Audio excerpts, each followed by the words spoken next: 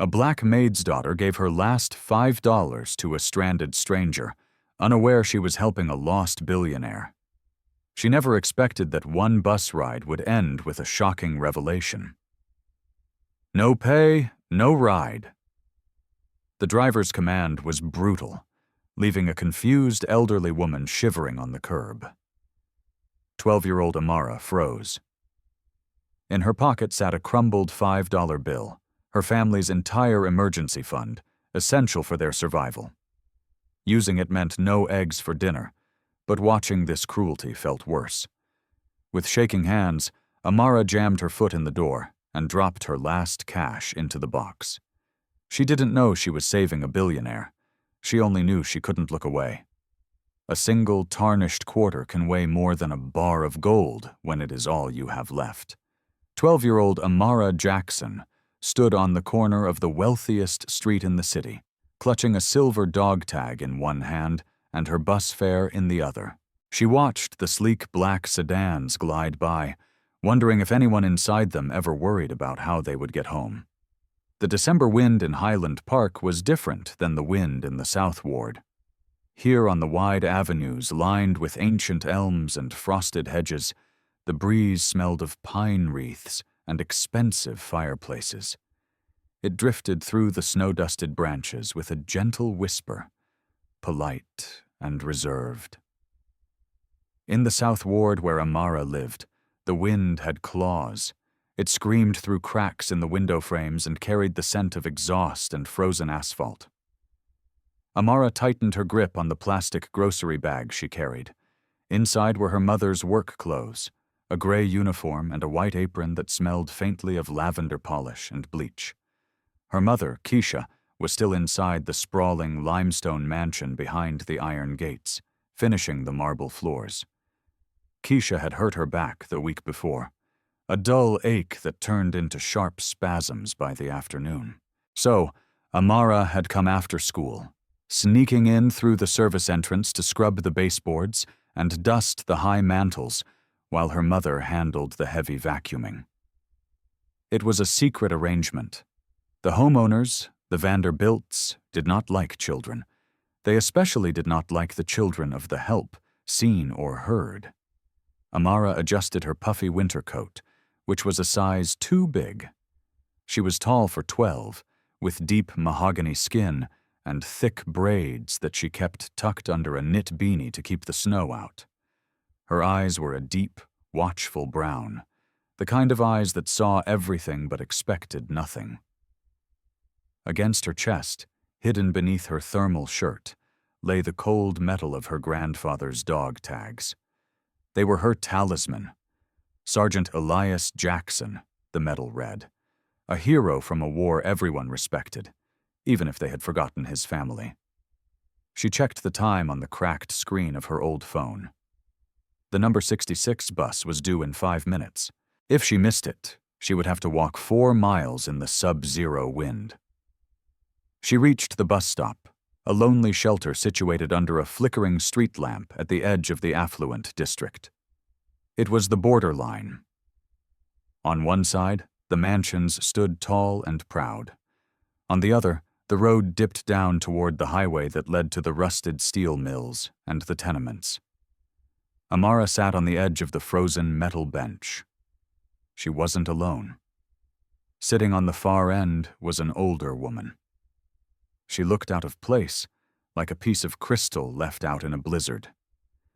The woman wore a coat that looked like it had once been pure cashmere, but it was smudged with soot on the sleeve. Her silver hair was pinned up in a French twist, though several coils had escaped and blew across her forehead. She sat with a rigid posture, her gloved hands folded tightly in her lap. Amara studied her from the corner of her eye. The woman didn't look like the usual people who waited for the number 66. The usual crowd consisted of exhausted nurses, factory workers covered in grease, and people like Amara, invisible people. This woman looked like she belonged in one of the libraries on the hill. Yet here she was, shivering violently as the temperature plummeted. The woman turned her head. Her gray eyes were sharp, intelligent, but clouded with a sudden, frantic confusion. She patted her pockets. She looked down at the slushy ground. She checked the empty space on the bench beside her. "Is something wrong, ma'am?" Amara asked. Her voice was steady but soft. She had learned long ago that being loud only attracted trouble. The woman looked at Amara, startled. "My bag," she said. Her voice was refined, clear, but laced with rising panic. "I had a handbag. I placed it right here." Amara looked around. The sidewalk was empty, save for dirty snow. "Did you leave it somewhere?" I don't know," the woman admitted, her shoulders sagging. "I went for a walk. The holiday lights were so lovely, and I just kept walking. I wanted to see the snow fall on the lake. I must have set it down when I rested on the park wall 3 blocks back." She let out a breath that was more of a shudder. "Oh dear, my phone, my wallet." "Do you want me to run back and check?" Amara offered, standing up. No, the woman said quickly, waving a gloved hand. "I can't send a child into the cold. Besides, my legs, they are done for the day. I just need to get back." She paused, looking at the street sign. "I am not entirely sure where back is from here." Before Amara could answer, the heavy rumble of a diesel engine shook the pavement. The number 66 bus rounded the corner, its brakes screeching like a dying banshee. It was a hulking machine, scarred with salt and streaked with city grime. The doors hissed open. The driver, a man with a thick beard and eyes that looked like he hadn't slept in a decade, glared down at them. His name was distinct on his badge. Mick. Amara knew Mick. Mick didn't wait for anyone. Mick didn't smile. Let's go, Mick barked, drumming his fingers on the steering wheel. "I'm freezing my tail off here." The older woman stood up, swaying slightly on the icy concrete. She approached the steps of the bus with hesitation. She looked up at the driver. "Sir," she said, her voice trying to maintain dignity. "I seem to have misplaced my purse. If you could just take me to the central station, I can contact my—" Mick cut her off with a harsh laugh. "No pay, no ride. That's the rule, lady. Read the sign." The woman blinked, her pale face flushing a deep crimson. "I am not asking for a handout. I am in distress. I need to make my stops," Mick snapped. He reached for the lever to close the door. "You got $3 or you got feet? Choose."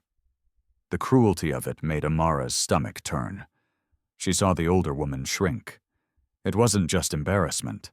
It was the shock of being spoken to like she was debris. It was a look Amara saw on her mother's face almost every day when the homeowners criticized a smudge on a window. The woman stepped back onto the curb, her head bowing. "I see," she whispered. "I apologize for the delay." Mick snorted and started to pull the lever. "Wait." Amara's voice was louder this time. She stepped forward, jamming her heavy boot in the door before it could close. "Hey, get your foot out of there, kid," Mick yelled. Amara didn't move. She reached into the pocket of her puffer coat. Her fingers brushed the paper bill. It was her allowance for the month, plus the emergency money Keisha made her keep. $5? It was supposed to buy eggs and maybe a hot cocoa for dinner tonight. She pulled the crumpled bill out. She walked up the steps and fed the money into the plastic fare box. The machine ate it with a whir. "That's for both of us," Amara said, her chin lifted. She looked Mick in the eye. It was terrifying, but she channeled the stories she heard about her grandfather. He stood his ground. She would too. Mick looked at the money, then at Amara, then at the older woman. He grunted, annoyed that he couldn't argue with cash. "Whatever, sit down. Don't cause trouble." Amara turned back to the woman on the curb. She extended a small, mittened hand. "Come on, ma'am. It's okay. I paid." The woman looked at Amara's hand as if it were a lifeline thrown into a raging blizzard. Her eyes, which had been dry, suddenly glistened. She took Amara's hand. Her grip was weak, shaking with cold. "Thank you," she whispered. Amara helped her up the steep, icy steps. The bus lurched forward before they were even settled, throwing them off balance. Amara guided the woman to a seat near the middle, away from the back where the rowdier teenagers usually sat, but far enough from the front to avoid Mick's glare. They sat down on the cracked vinyl seats. The bus smelled of wet wool and tired people. The woman smoothed her coat, trying to regain her composure, but her hands were trembling. "You didn't have to do that," the woman said after a moment. She looked at Amara with a piercing curiosity. "That was your money." "It's just money," Amara said, shrugging, though her mind briefly worried about the empty fridge. "My mom says nobody should be left in the cold, not in Chicago." The woman stared at her. "Your mother sounds like a wise woman." "She works hard," Amara said. She pulled her bag of work clothes onto her lap, hugging it. She says, "Working hard keeps your head straight." The bus hit a pothole, rattling the windows in their frames. The woman winced, grabbing the metal rail in front of her. This world, the noise, the smell, the roughness, was clearly alien to her. "I am Vivian," the woman said, extending her hand again, this time formally. "Vivian Thorne." Amara shook it. "I'm Amara Jackson." "Ha, Jackson?" Vivian repeated, testing the name. "A strong name. And tell me, Amara Jackson, why is a 12-year-old girl taking the bus alone at this hour? Where are your parents?" "My dad died a long time ago," Amara answered matter-of-factly. "And my mom is still working. She cleans the Vanderbilt house up on the hill. I help her sometimes, but I have to get back to start dinner and do homework." Vivian's eyebrows rose. "You help her clean?" "Shh." Amara put a finger to her lips, glancing around. "I'm not supposed to. The Vanderbilts don't know. If they found out I was there, Mom could lose her job. They think kids are messy." A shadow passed over Vivian's face. Her expression hardened, not at Amara, but at the invisible injustice of the situation. "I see. They sound delightful. They pay." "Okay," Amara said, defending the only lifeline her family had. "Mom says we just have to keep our heads down and be grateful. Boy." "Grateful," Vivian echoed, the word tasting sour in her mouth. She looked out the window as the manicured lawns of Highland Park gave way to the smaller, cramped yards of the transition neighborhoods. "It is strange what we are told to be grateful for." Amara noticed the woman was shivering again. The heating on the bus was broken, blowing only lukewarm air. Without thinking, Amara unzipped her puffy coat. She was wearing a thick sweater underneath, and she was used to the cold.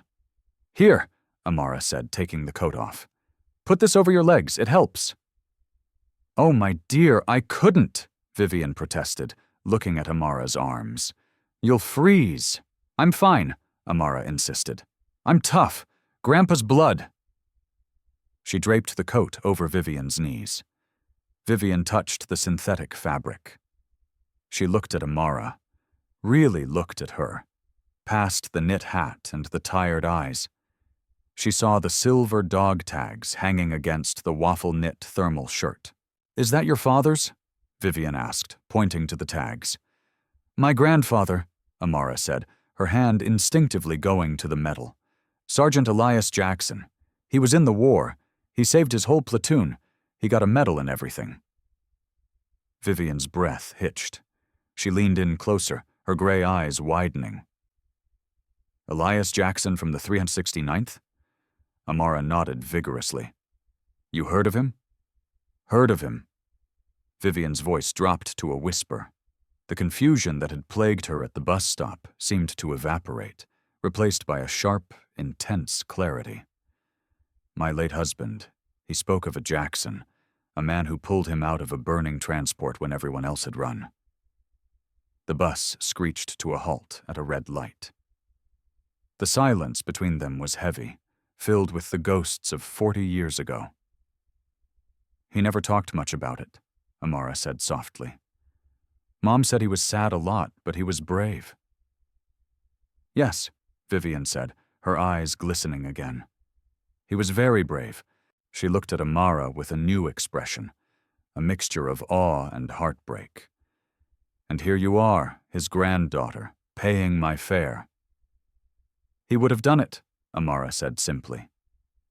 "Yes," Vivian murmured, gripping the coat on her lap. "He would have." The bus rumbled forward, entering the South Ward. The streetlights here were dimmer, some burnt out completely. The houses were narrow brick row homes, huddled together for warmth against the Chicago winter. "This is my stop coming up," Amara said, gathering her plastic bag. She hesitated. "Do you know where you're going, Vivian?" "The station is the last stop. It's about 10 minutes more." Vivian looked out at the darkening streets. She looked terrified again. The confidence of the memory had faded, leaving her vulnerable. I believe I can call a car from the station," Vivian said, though she sounded unsure. "If there is a phone." Amara chewed her lip. The station at night was no place for anyone, let alone an older lady who looked like she had money, but no purse. It was where the drug dealers hung out. It was where the desperate people slept to escape the wind. "You can't go to the station alone," Amara said firmly. "Not at night. It's not safe." "I don't have a choice, child," Vivian said. Amara looked at the pull cord. She looked at the woman who knew her grandfather's name. She made a decision. "Get off with me," Amara said. "We have a phone at our apartment. My mom will be home in an hour.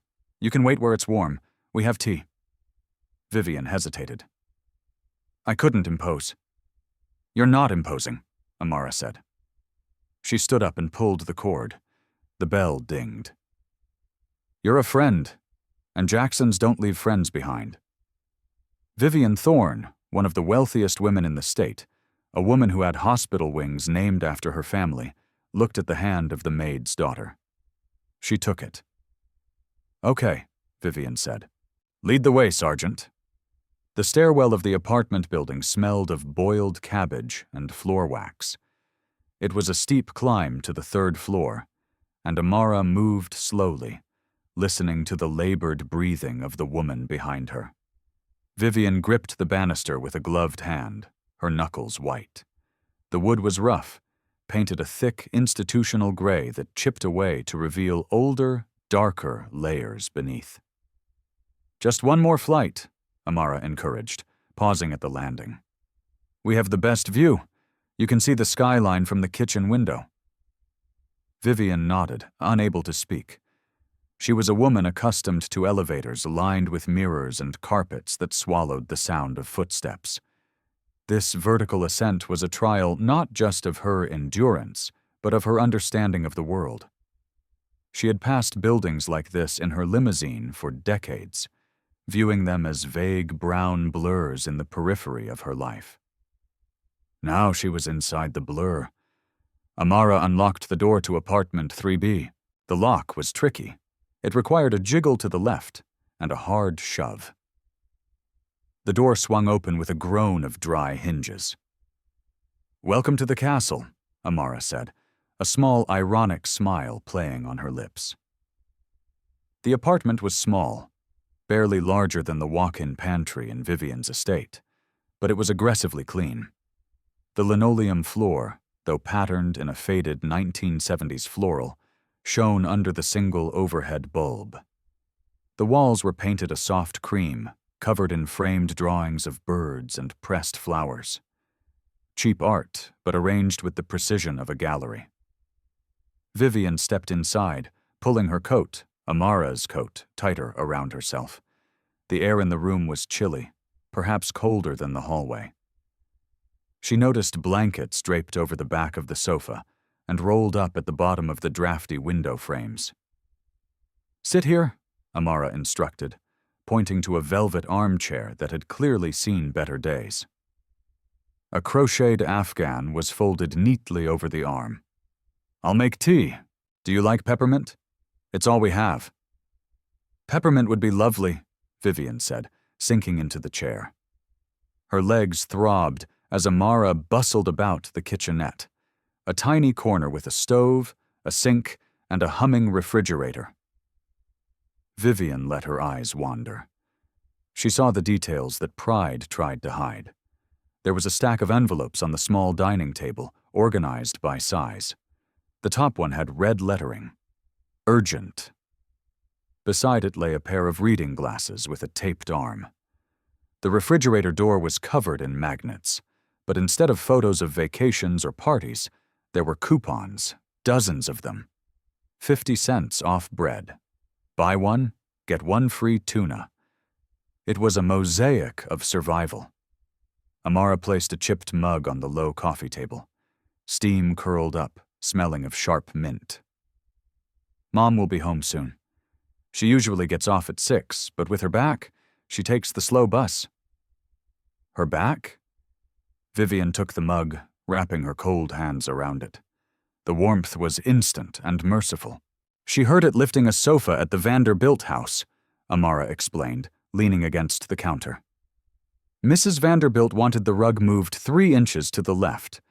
Then she changed her mind and wanted it back. Mom didn't want to say no." Vivian took a sip of tea to hide the grimace that crossed her face. She knew the Vanderbilts. Lenore Vanderbilt was on the board of the symphony with her.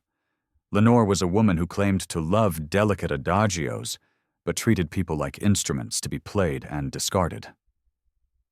"She should see a doctor," Vivian said, her voice firm. Amara looked down at her sneakers. "Doctors cost money. Mom says heating pads and aspirin work just fine." The sound of a heavy latch turning made both of them jump. The door pushed open and a woman stumbled in. It was Keisha. She was younger than Vivian expected, perhaps in her late 30s, but her face was etched with the gray exhaustion of someone who aged twice as fast as she should. She wore a gray uniform under a heavy wool coat. She was leaning heavily against the doorframe, one hand pressed to her lower spine, her face pale and damp with sweat. "Amara," Keisha called out, her voice tight with pain. "Baby, bring me the ice pack. I think I—" She stopped. She saw the white woman in the velvet armchair. Keisha straightened up instantly, adrenaline overriding the pain. Her eyes darted from Vivian to Amara, wide with alarm. "Who is this? Amara, what did I tell you about letting strangers in?" "Mom, it's okay," Amara said, rushing to her mother's side to take her heavy tote bag. "This is Vivian.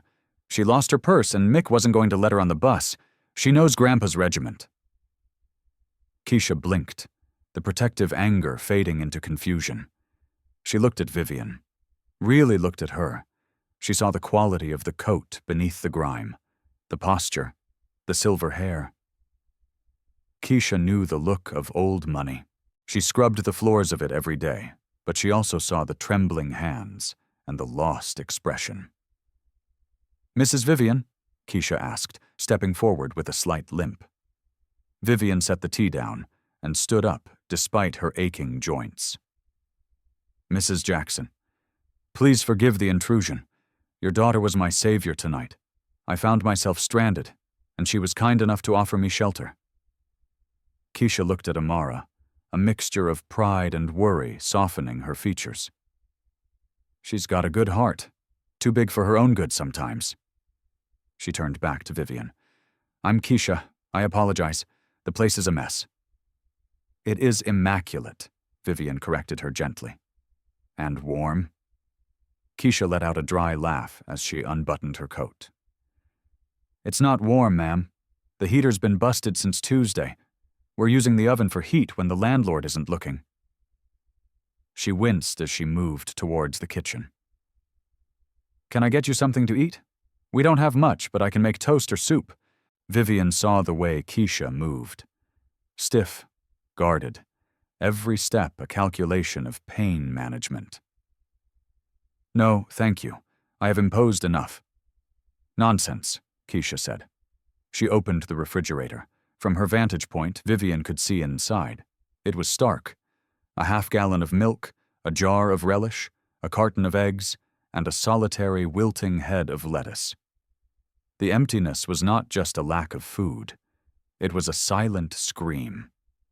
Keisha stared at the empty shelves for a second too long, her shoulders slumping. Then she pulled out the eggs. "Scrambled eggs," she announced with forced cheerfulness. "Breakfast for dinner, Amara's favorite." "I love eggs," Amara lied smoothly, setting the table. They sat together in the small kitchen. Vivian Thorne, the billionaire matriarch of the Thorne Empire, ate scrambled eggs on a cracked plate with a maid and her daughter. The conversation was halting at first, but Keisha's natural warmth broke through. "So, you know about the 369th? Keisha asked, watching Amara eat. "My dad never shut up about it when he was alive." "My husband served in the same battalion," Vivian said quietly. "He owed his life to a man named Jackson. I never thought I'd meet the family." Keisha smiled, but it didn't reach her eyes. She looked tired. "Well, the hero business doesn't pay much in residuals, does it? Dad left us the medals, but they don't pay the rent." She glanced nervously at the stack of bills on the table, quickly shuffling the red-lettered envelope to the bottom of the pile. "You work in Highland Park?" Vivian asked, probing gently. "Yes, for the Vanderbilts," Keisha said, taking a sip of water. "Big house on the hill, lots of glass, hard to keep clean." "I know the house," Vivian said. "And Mrs. Vanderbilt?" Keisha hesitated. It was the pause of an employee who knows she can be fired for the wrong word, even in her own kitchen. "She's exacting. She likes things a certain way." "She's mean," Amara interjected, looking up from her plate. "She yelled at Mom last week for coughing." "Amara," Keisha scolded gently. "She's not mean, she's just particular." "And today," Keisha's voice trailed off. She rubbed her face with her hands. "Today she sent me home early. Said I was moving too slow with my back. Docked me for the afternoon." The silence that followed was heavy. Vivian felt a cold knot of fury tighten in her stomach. Docked pay for an injury sustained in service. It was barbaric. But to Keisha, it wasn't barbarism. It was just Tuesday. "I am sorry," Vivian said. It felt inadequate. "It is what it is," Keisha said. "I'll pick up an extra shift at the diner on the weekend if my back holds. We'll make it work. We always do." She reached out and squeezed Amara's hand. "We're Jacksons. We're tough." Suddenly, 3 loud, booming knocks rattled the front door.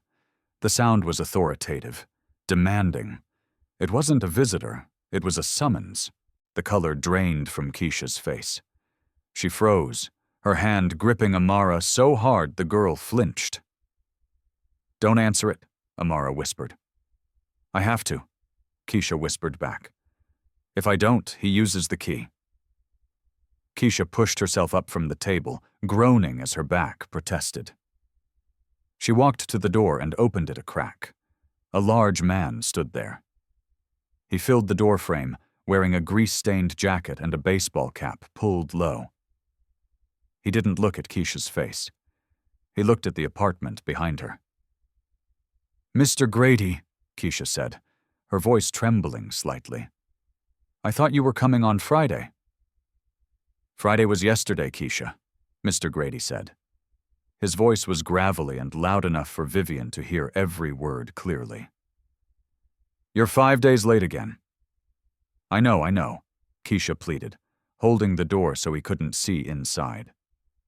"I got docked today, but I have a shift on Saturday. I'll have the full amount by Monday morning, I promise."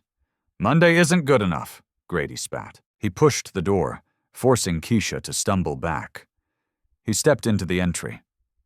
"I got people lining up for this unit, people with cash.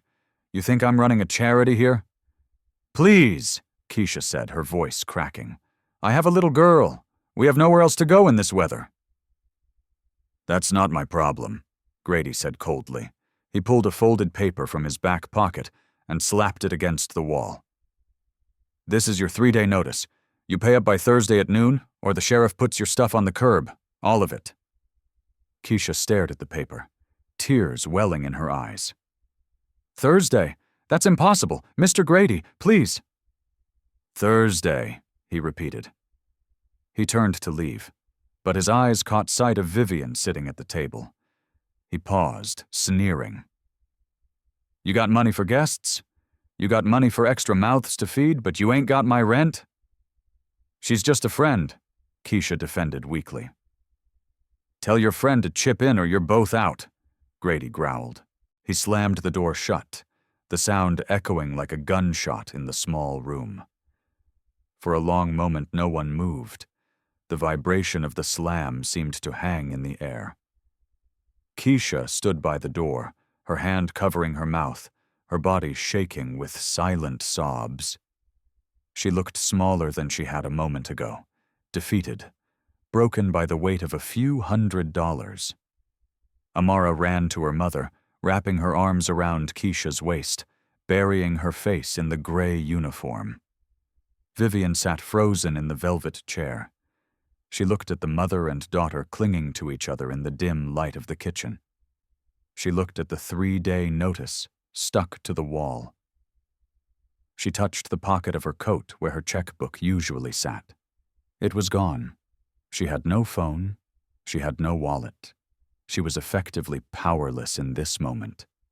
But as she watched Keisha wipe her eyes and try to put on a brave face for her daughter, something shifted in Vivian Thorne. The confusion and frailty of the afternoon burned away. In its place was the steely resolve that had built a business empire from nothing. She wasn't just an old lady who lost her purse anymore. She was a witness, and she had seen enough. Morning arrived with the color of bruised slate. The light filtered through the thin curtains of the apartment, casting long gray shadows across the floor. Vivian woke up on the sofa. Her neck was stiff, and her hips ached from the sagging cushions. But she had slept surprisingly deeply. For the first time in years, there was no hum of a climate control system, no distant beep of security keypads. There was just the sound of a city waking up. A distant siren, a dog barking, the clatter of radiator pipes in the walls. She sat up, adjusting her wrinkled coat. In the kitchen, Keisha was already awake. The younger woman stood by the counter, gripping the edge with white knuckles. She was trying to pour water from a kettle, but her back seized with every small movement. She bit her lip to keep from crying out. Amara was there too, dressed in her school clothes. She was carefully buttering a single piece of toast, cutting it into 2 precise triangles. "Here, Mom," Amara whispered, sliding the plate toward Keisha. "Eat something before the bus."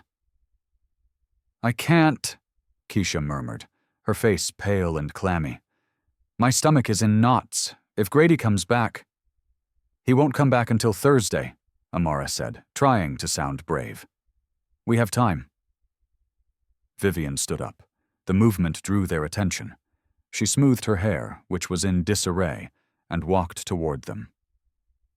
Despite her crumpled clothes and the fatigue etched into her face, the air of authority she had summoned the night before had not vanished. It had hardened. "Good morning," Vivian said. Her voice was steady. "Morning, Vivian," Keisha said, forcing a weak smile. "I hope the sofa wasn't too terrible.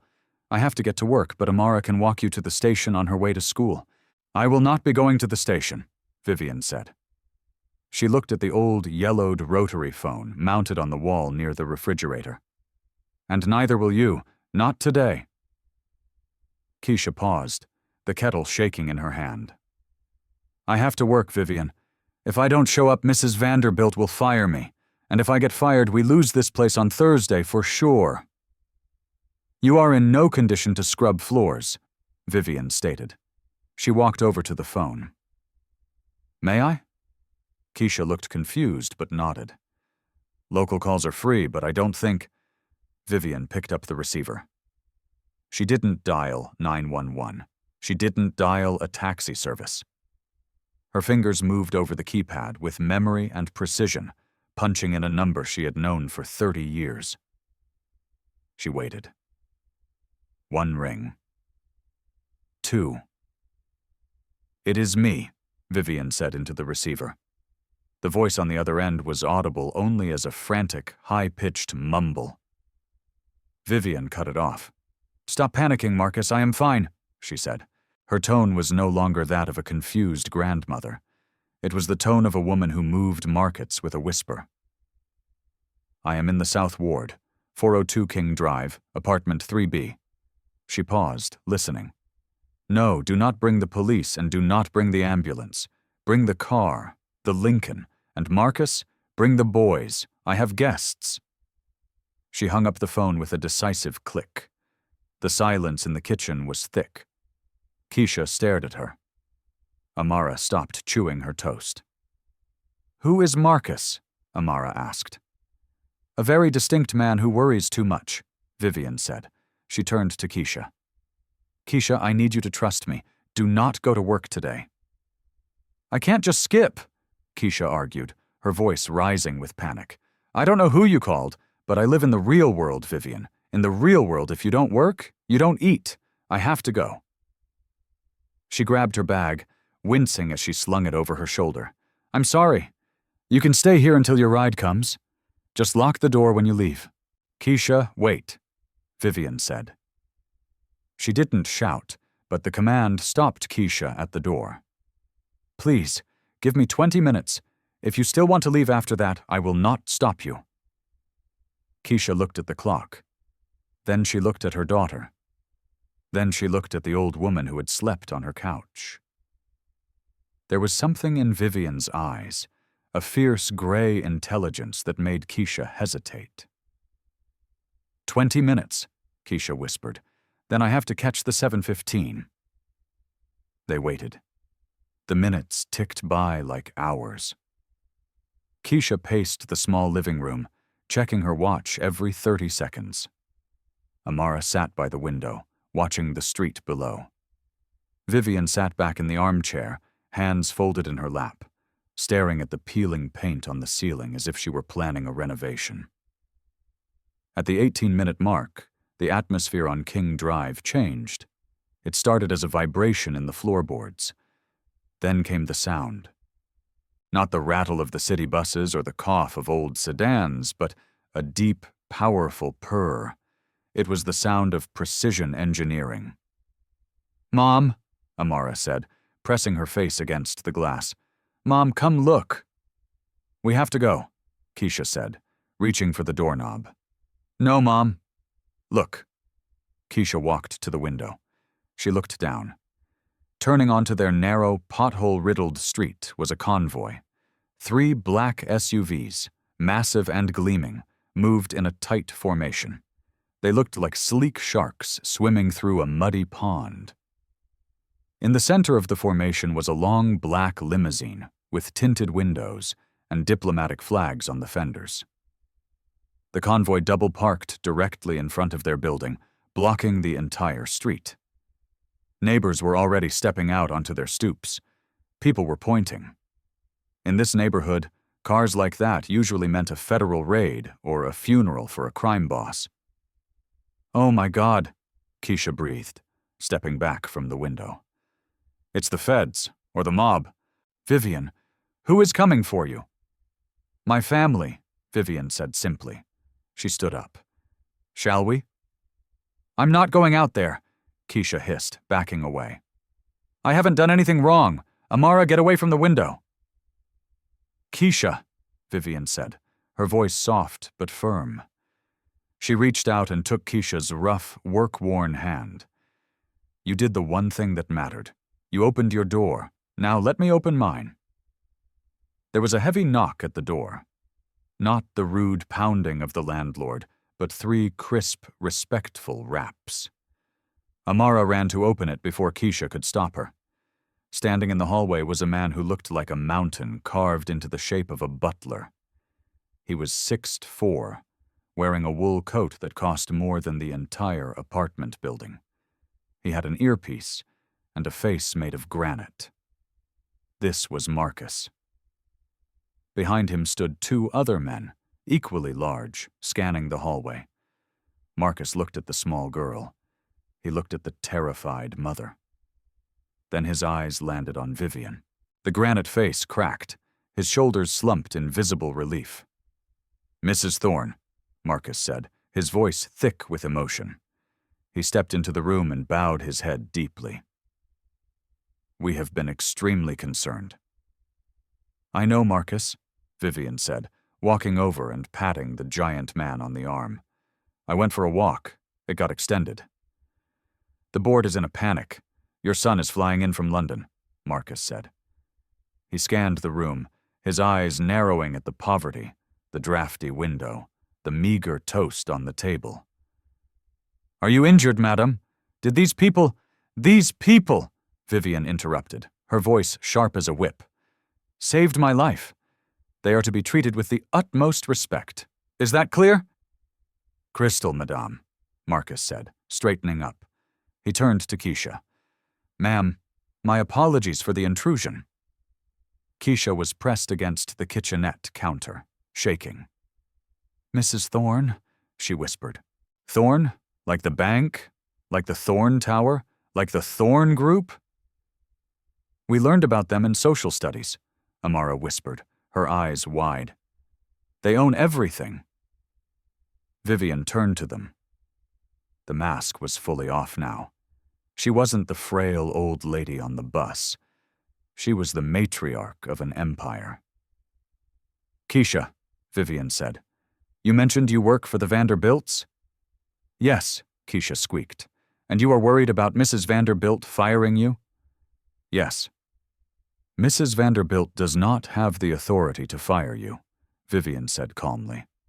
"Because Mrs. Vanderbilt's husband works for my subsidiary, and the house they live in is mortgaged through my bank. And quite frankly, I have never liked Lenore." Vivian gestured toward the open door. "Get your things, Keisha. Bring the girl. Bring the dog tags." "Where are we going?" Keisha asked, her mind unable to process the shift in reality. "We are going to get breakfast," Vivian said. "Real breakfast. And then we are going to fix this." Keisha looked at her shabby apartment. She looked at the eviction notice still taped to the wall. She looked at Marcus, waiting patiently, holding the door. She grabbed Amara's hand. She grabbed her purse. She followed Vivian out into the hallway. They walked down the stairs. A strange procession. The billionaire, the maid, the girl, and the bodyguards. When they stepped out onto the sidewalk, the silence of the street was absolute. The entire block was watching. Mr. Grady, the landlord, was standing by the front gate. He was wearing his grease-stained cap, his mouth hanging open. He stared at the SUVs. He stared at the men in suits. Then he saw Keisha. He stepped forward instinctively. "Hey, Keisha, what is this? You skipping out on the rent?" Marcus moved. He didn't run. He just shifted his weight, placing his massive frame between Grady and the women. He looked down at the landlord with the expression one might use for a cockroach on a dinner plate. "Is there a problem, sir?" Marcus asked. His voice was low, terrifyingly polite. Grady stammered. He looked at the limo. He saw Vivian Thorne stepping into the back seat, aided by a driver in white gloves. He recognized her face from the newspapers. The color drained from his own face so fast he looked like he might faint. "No," Grady squeaked. "No problem. Just saying hello to the tenants?" Vivian lowered the tinted window of the limousine. She looked at Grady. She didn't scowl. She didn't yell. She just looked at him with a cold, detached assessment. "We will be in touch regarding the lease," Vivian said. She turned to Keisha and Amara, who were standing by the open door of the car, looking afraid to touch the leather seats. "Get in," Vivian said gently. "It's warm inside." Keisha climbed in. Amara followed, sliding across the plush seat, her eyes wide as she took in the minibar, the screens, the soft ambient lighting. The door closed with a heavy, reassuring thud, sealing them off from the smell of exhaust and the cold wind. "Marcus," Vivian said into the intercom, "take us home." As the convoy pulled away, gliding over the ice as if it wasn't there, Keisha looked at the woman sitting across from her. "I don't understand," Keisha said softly. "Why? I just gave you tea." "You gave me your dignity," Vivian said. "You gave me your daughter's coat, and you gave me the truth." She leaned forward, her eyes locking onto Keisha's. "Now, we have some business to discuss regarding your employment. I believe you are vastly overqualified for the position of a maid." The limousine slowed as it approached a set of wrought iron gates that seemed to reach the sky. To Amara, they looked like the entrance to Wakanda or a storybook kingdom. The gates swung open silently, admitting the convoy onto a driveway paved with heated bricks that melted the snow instantly.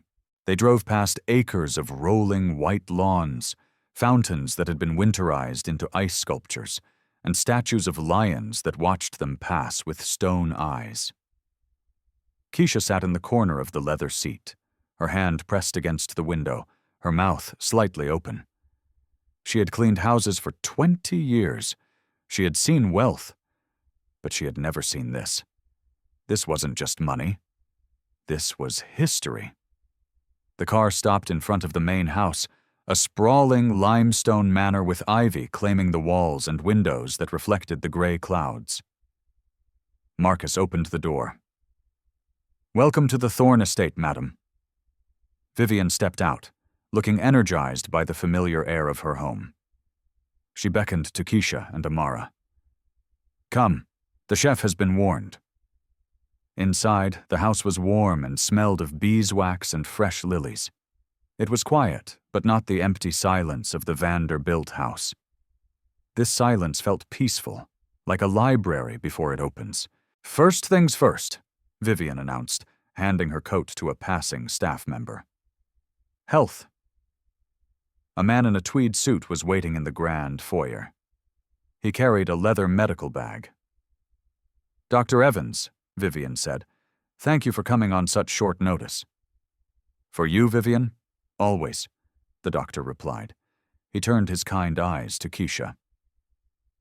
"And this is the patient?" "I'm fine," Keisha lied automatically, straightening her posture and wincing as a result. "Just a little stiff." "She is not fine," Vivian corrected. "She has been lifting furniture that weighs more than she does. Take her to the sunroom. Examine her properly." While Keisha was ushered away, protesting weakly, Vivian turned to Amara. "Come with me, child," Vivian said. She led Amara into a massive kitchen. It was bustling with activity. Copper pots hung from the ceiling, and the air smelled of bacon, vanilla, and roasting coffee. A chef in a tall white hat stopped chopping vegetables and bowed. "Breakfast, madam?" "Everything, Pierre," Vivian said. "Pancakes, grits, eggs, fruit, the good sausages, and hot chocolate. The real kind." Amara sat at a marble island that was bigger than her entire apartment. She watched as plates of food appeared as if by magic. For the first time in her life, she didn't have to calculate the cost of every bite. She ate until she was full, and then she ate a little more. 30 minutes later, Keisha returned. She moved differently. She was walking slower, but the tension in her face was gone, replaced by a drowsy relief. "He gave me a shot," Keisha said, sitting gingerly next to Amara. "And a brace. He said I have 3 herniated discs. He said if I keep scrubbing floors, I won't be walking in 5 years. Keisha looked at Vivian, tears brimming in her eyes. He wrote me a note for 6 weeks of bed rest. But I can't take 6 weeks, Vivian. I have to work. The rent. Eat your eggs, Keisha, Vivian said gently. We need to talk about your employment. Keisha froze. You mentioned that in the car. Look, I can't be a maid here. I can't lift anything right now. I have 40 maids, Vivian said, waving a hand dismissively. I don't need another maid. I need someone who understands how a house works. I need someone who knows that if you move a rug 3 inches, it changes the room. I need someone who notices when the polish is wrong or when the staff is cutting corners. Vivian leaned forward, her expression serious. My current estate manager is retiring next month. It is a management position. You carry a clipboard, not a vacuum. You manage schedules. You hire and fire. You ensure the standards are met. And you sit down when you need to. Keisha stared at her. I don't have a degree. You have 20 years of experience in the trenches, Vivian countered. You know more about cleaning a house than any college graduate. The starting salary is $85,000 a year, plus benefits, plus housing on the estate grounds and the guest cottage until you are ready to buy your own place. The spoon dropped from Keisha's hand. It clattered loudly on the marble. 85, Keisha choked out. It was triple what she made working 3 jobs. It was a life preserver thrown to a drowning woman. Is that acceptable? Vivian asked. Yes, Keisha whispered. Yes, oh my God, yes. Good, Vivian said. She took a sip of tea. Now, regarding your previous residence. Keisha's smile faltered. Grady, the lease. I still have to get our things. He's going to make it hard. Mr. Grady is no longer a concern, Vivian said. She opened a leather folder that Marcus had placed next to her. She slid a paper across the marble. It was a deed of sale. I had my legal team contact the owner of your building while we were in transit, Vivian explained calmly. We made him an offer he found compelling. As of 20 minutes ago, the Thorne Group owns the building on King Drive. Amara's eyes went wide. You bought our apartment? I bought the building, Vivian corrected. It is in disrepair. It is a blight on the neighborhood. We are going to renovate it, fix the heat, fix the plumbing, clean the hallways. She looked at Keisha. And we are firing the current property manager. Mr. Grady will be vacating the premises by noon. I believe the police will be assisting him, as we discovered some irregularities in his bookkeeping.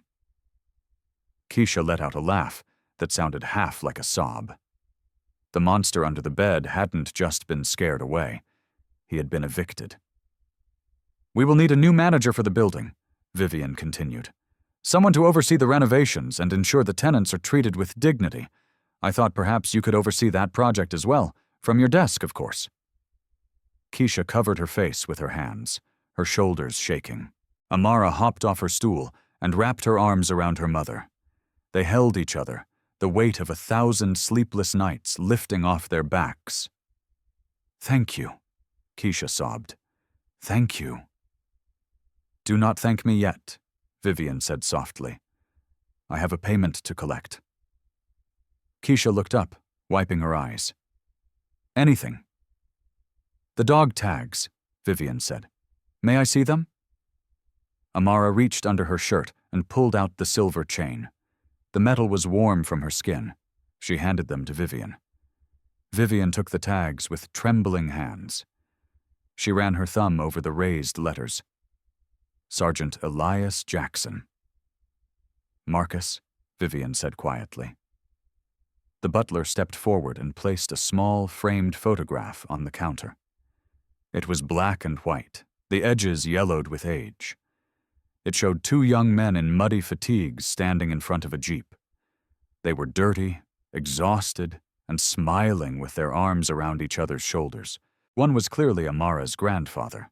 The nose and the eyes were the same. The other was a young white man with a sharp jawline and kind eyes. That is my husband, Vivian said, her voice thick. Arthur. This was taken 2 days after Elias pulled him out of the fire. Arthur wrote on the back, Eli Jackson, the reason I'm coming home. Vivian looked up at Amara. A single tear tracked down the billionaire's cheek. My husband came home, Vivian whispered. He started this company. He built this life. We had a son. We had grandchildren. None of this would exist if your grandfather hadn't turned back into that smoke. She handed the tags back to Amara, pressing the girl's small hands around them. You paid my fare, Vivian said, but your family paid for my life. We are even, Amara Jackson. 6 months later, the winter wind howled through Highland Park. But inside the gatehouse of the Thorne estate, the fire was roaring. The cottage was cozy, filled with new furniture and the smell of beef stew simmering on the stove.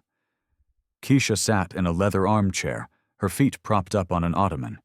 She was reviewing a spreadsheet on a tablet. She looked different.